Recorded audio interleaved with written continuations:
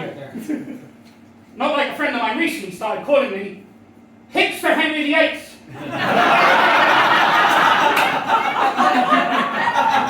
Why? Because I've killed all my wives.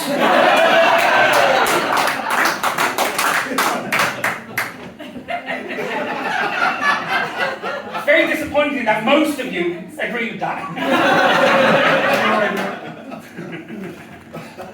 Let me also explain this accent. I am obviously Spanish. I'm not an Irish, but I grew up in Spain. And apparently that's where West Country accents come from.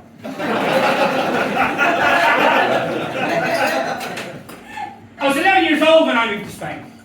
I say I moved. I was taken by what I consider a very irresponsible mother. People say to me, damn, but she exposed you to great language, a new culture, amazing food. Yes, but she also exposed the ginger to the sun.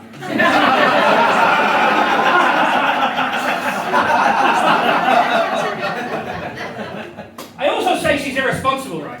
Because when I was 8 years old, I found a pair of handcuffs in her wardrobe. Oh, we're all fucking fine with that here in East Cheeky motherfuckers, you. You don't know what that shit's done to me.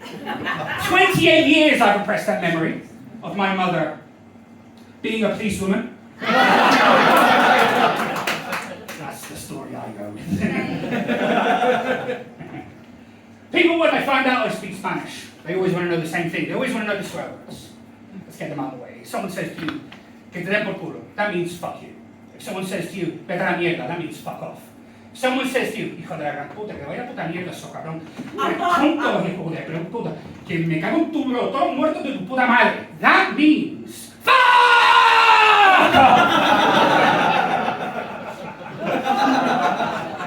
I am aware my sex appeal goes up a couple of points when I speak Spanish.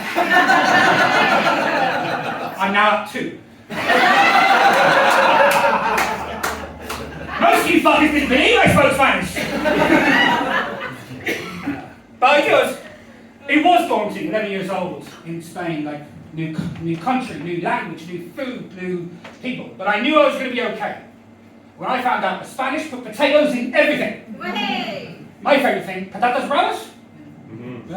Right in here, there. Do you know what the literal translation for patatas bravas is, son? No. It's fierce potatoes. That's the nickname the kids gave me at school. Do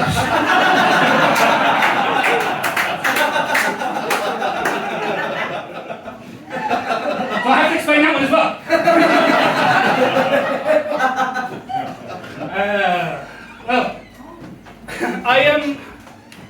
I lived on an avocado farm when I lived in Spain. This is Eastbourne. Avocados are... Don't fucking boo me! Alright, I lived on an avocado farm when I was in Spain, and a few facts about avocados not a lot of people know that I know. First fact about avocados I know not a lot of people know is they are not technically vegan. You have to import bees for them to grow, so technically they're not vegan. Secondly, and a lot more disturbingly, according to some people and the internet, they taste like freshly washed penis. Now,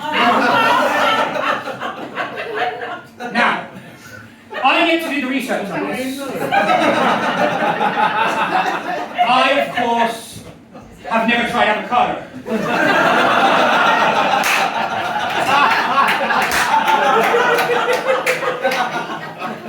It's good to know there's a vegan alternative though.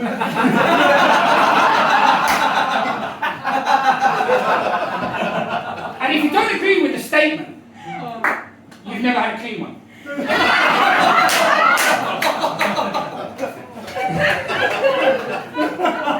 Fucking guys, we're going to be here for a little while. I worked at a sports centre when I lived in Spain. Thank you for not laughing at that. So we all know who the Harlem Globetrotters are? Yeah. The Harlem Globetrotters came to the sports centre I was working at. They done one of their exhibitions. Really good lads, really fun. After their exhibition, one of them comes up to me and says, hey, where are the bad girls at? I was a little bit naive, 18 years old. I didn't realise he meant a strip club. Right. So fast forward half an hour later, I'm in the strip club with the Harlem Globetrotters. Now, I've never been to a strip club before, never been since. But if the Harlem Globetrotters ask you to go to a strip club, no, demand you go to a strip club, you go with the Harlem Globetrotters to a strip club. Because they are professionals. I turned my back for 1 second, everyone's spinning on his finger. It was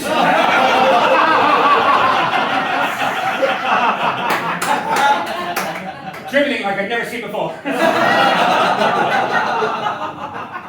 It was a great night, a really good night. One of the best nights of my life. Wholesome. Yeah, very wholesome. Afterwards, we went to a Wood Out drinking. And they gave me a load of numbers to call of these people they met over the weekend. Most of them women. So I'm calling all these women. All these people come to meet the Harlem Globetrotters, right? It got to the point where the police came and had a word with me, thinking I was pimping out the Harlem Globetrotters. I was so embarrassed. I had to stand in front of this policeman and give him my fur coat.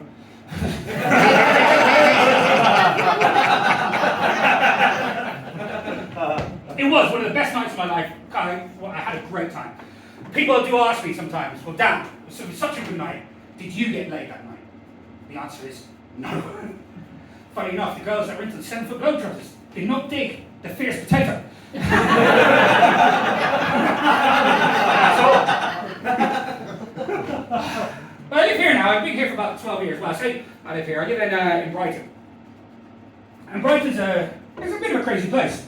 I was talking to somebody recently that was down for the weekend in Brighton, and they came from Reading, and they were there because the council had paid them to come down and busk in the streets of Brighton, which I thought was weird, because if there's one thing Brighton does not need to outsource, it's fucking musicians.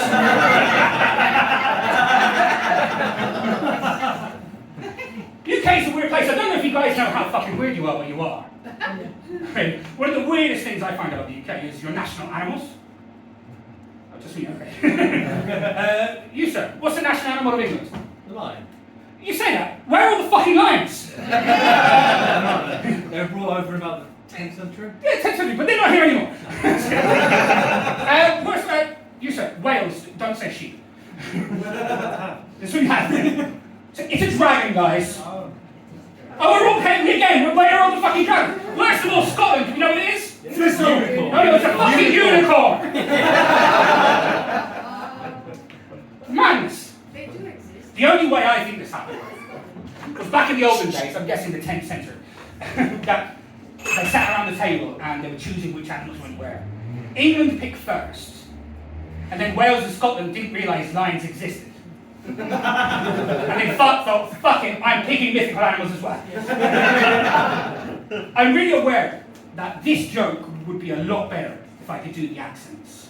But I've already established I can't do my fucking own.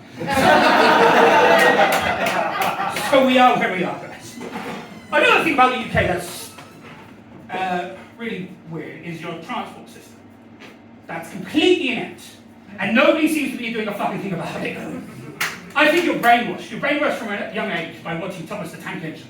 That's my theory, because that is a hellscape of a thing. But I know I've got inside information of this. Because I worked for Southern Railway for 7 years. It's good. I usually get moved. Wanker's a bit too far. Who said wanker? Who's the genius? No wonder you want fucking attention with your badges in your hat, mate. Special needs. What special needs do you have, sir? Autistic. Autistic? Oh, that's all right, I can talk about that. We can compare notes. No, see, my brother's autistic. Yeah. My brother's autistic. I take care of him, his carers, and things like that. People often ask me the question about my brother, and it's not an ignorant question, but it's a question that a lot of people get asked, like what's my brother's autism? What's his special thing?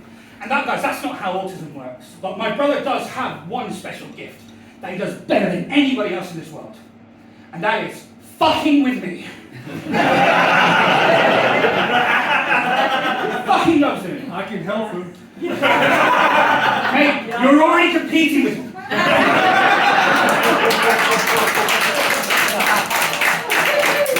He knows to stay quiet when I'm on stage.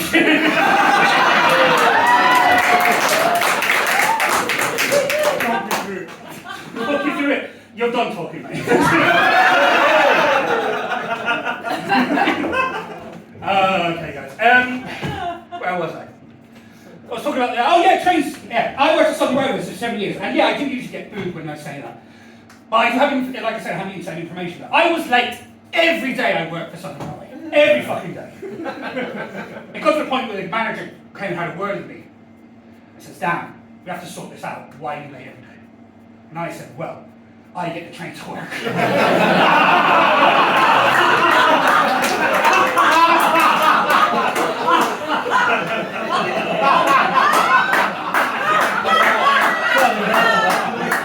And he said to me, well, say no more!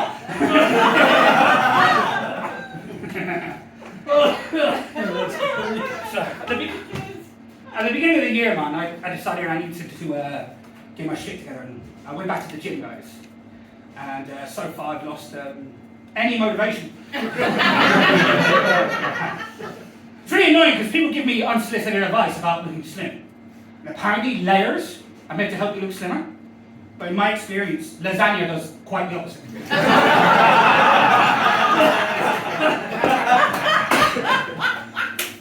But I've got a condition. I've got something called an underactive thyroid. Anyone know what an underactive thyroid is? Yeah. For those of you who don't know, it's a gland in my neck that makes it really difficult to walk past Greg's.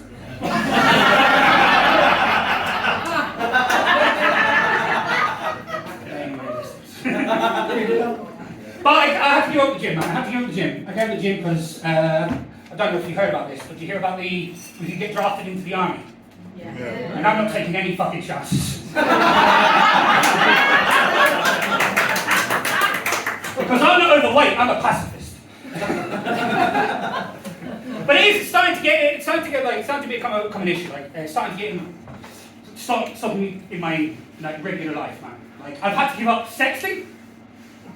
Had to give it up, man. Because that's writing checks. My body cannot cash anymore. You know you get those texts like, we're gonna fuck one, aren't we? No! Just no. You know because I thought I need to get my shit together. Because I went on Tinder for the first time. Thank you, that's the exact reaction I had when I went on Tinder. Fuck off. Which is really annoying, because I was really good at the other games on my phone.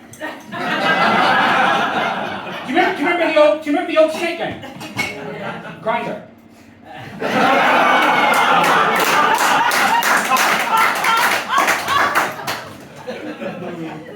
I have some rules when I do the online dating stuff like that. This is where, I suppose you can compare it to if you're into guys. If a guy has a fish on his profile, it's a big no-no, right? Yeah. So I have the same thing if a girl has a horse on her profile. Because there's always going to be something she loves more. Yeah. Sure. But the thing is, I think I need to give horse girls the benefit of the doubt. Firstly, I need to stop calling them horse girls.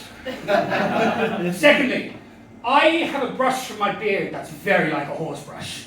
If a kid sneaks up behind me, I will kick it. And if you're going to feed me, you should really do the flat palm. A girl once said to me that she'd ridden smaller horses. She wasn't referring to my penis, she was just, I'm a big guy, guys. But that was a bit of a wake-up call, right? Not as much as a wake-up call at the time. Don't want to brag, but I was with a girl once.